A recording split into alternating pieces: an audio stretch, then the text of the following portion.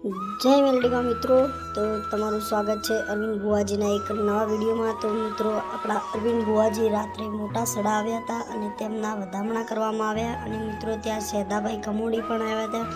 તો મિત્રો વિડીયોમાં બના રહેજો ને વિડીયો પૂરો જોજો મિત્રો।